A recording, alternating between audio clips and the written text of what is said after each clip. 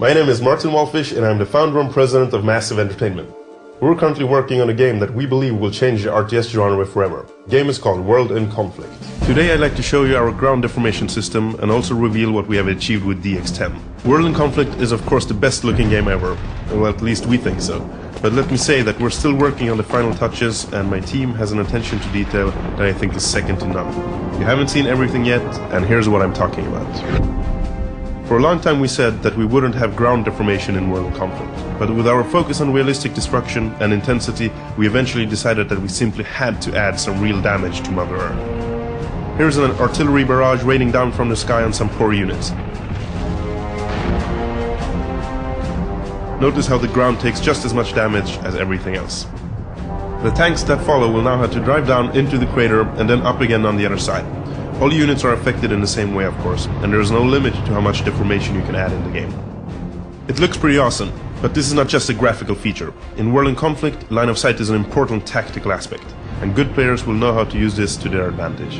When units move through deformed terrain, it has a direct impact on their line of sight.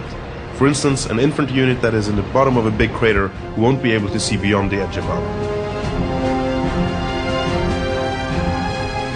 Okay, so now let's take a quick look at our DX10 specific additions to the game. We have been working with Nvidia to add something special to the players that have a DX10 graphics card installed. The first thing I will show you is for real connoisseurs. In developer language we call it soft particles or Z-feather. Let me explain. You may have noticed that in many games the edges of a particle effect, like smoke, can look striped or almost like two-dimensional planes stacked next to each other. Well, to make it more convincing, we have added soft particles in real 3D. It means that all particle effects like smoke, explosions, fire, debris and so on actually exist in the world. In combination with our particle physics, the smoke actually behaves like a real 3D object that will react to the world and units exactly as it would in real life. Another example of our attention to detail is this DX10 feature, global cloud shadows. All the clouds in World in Conflict are volumetric and behave like clouds should. But with this new feature we have added a hyper-real behavior on the shadows from clouds too. See here how the shadows move across the fields. When they hit buildings, objects and units, the effect is completely realistic and accurately simulated as the shadows move across walls, rooftops, trees and everything else.